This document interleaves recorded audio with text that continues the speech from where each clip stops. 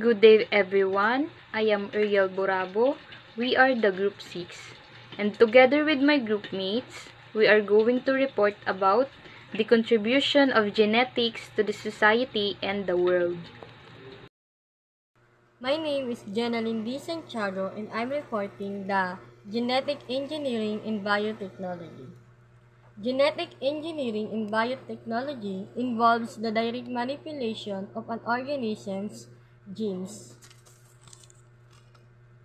Genetic engineering is like editing the code of life.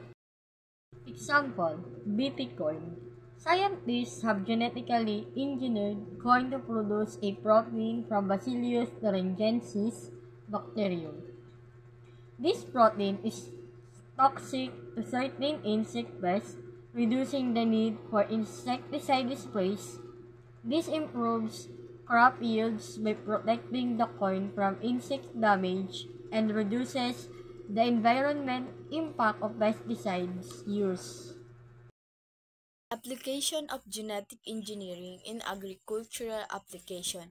Improve crop yields, nutrient content, reducing reliance on pesticide and herbicides. So, yung genetic daw po is nakakatulong sa pagdevelop ng mga plants and crops by transfers of genes responsible for discernible traits such as pest resistant, drought tolerance, and disease resistant. May mga crop na resistant to specific herbicide na magagamit ng mga farmers kung saan di makaka-damage ng crops. And genetics is nakakatulong in insect resistant such as BT cotton and tolerance ng mga crops, reducing water consumption. And genetic in agriculture increase crop yields, extend shelf life, preserving biodiversity. Good day, ma'am. My name is Leonie Bisala. My topic is all about medical application. Medical application, genetic engineering can create new treatments for disease and produce personal medicine and therapies. For genetic engineering is revolutionizing medicine by allowing us to manipulate genes to treat diseases like personal medicine. Personal medicine treatments toward to, to each person unique genetic makeup.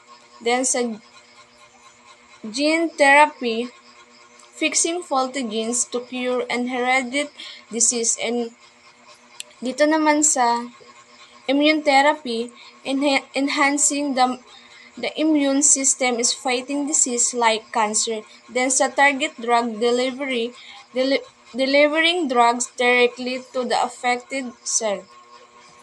And second, industrial application. Industrial application, genetic engineering can produce sustainable biofuels and bioplastic, creating new materials and process. Genetic engineering is changing how we make things by altering the genes of organisms. Scientists like create biofuels. These biofuels are made from plant or algae, offering renewable alternative to fossil fuels.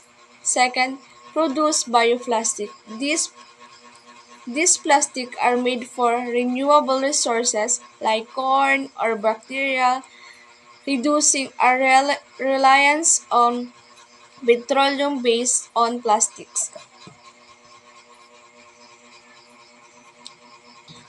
This means we can create more sustainable products and processes, reduce our environmental impact. So, my topic is all about ethical consideration. Privacy and data security. Genetic information is sensitive and requires careful handling to protect individuals' privacy. So, sa privacy and data security, ito ay napakahalaga sapagkat pinoprotektahan nila ang ating personal na impormasyon.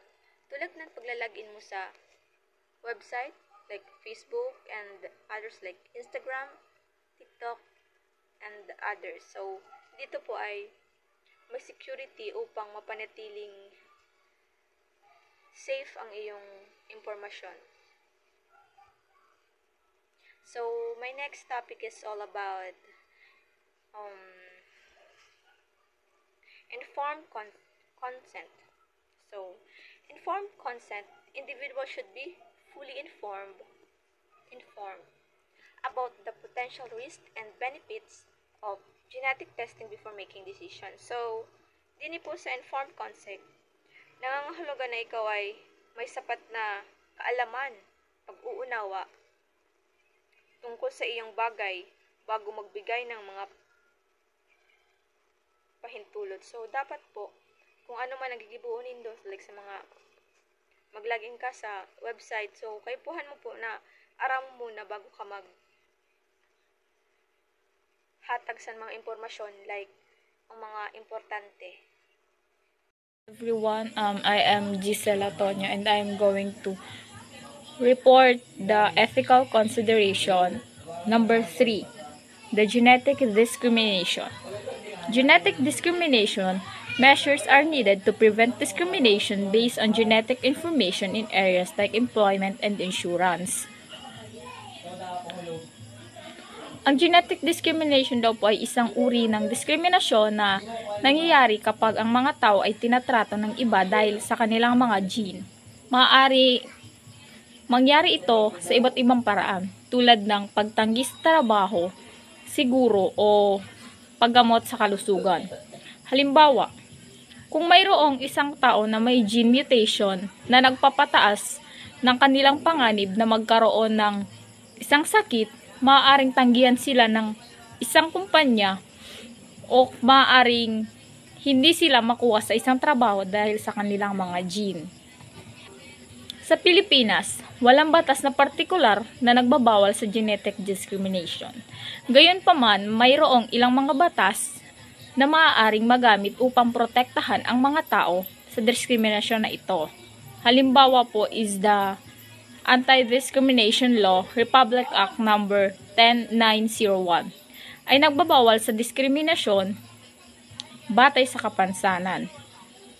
Maaaring magamit ang batas na ito upang protektahan ang mga tao mula sa genetic discrimination kung ang kailangan mga gene ay nagdudulot ng isang kapansanan.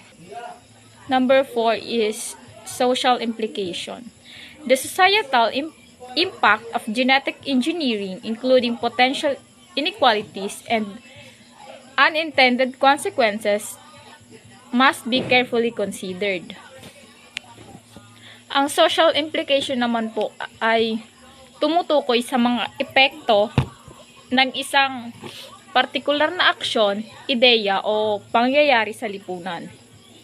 Madalas itong tumutukoy sa mga pagbabago sa mga relasyon, kaugalian at istruktura ng lipunan.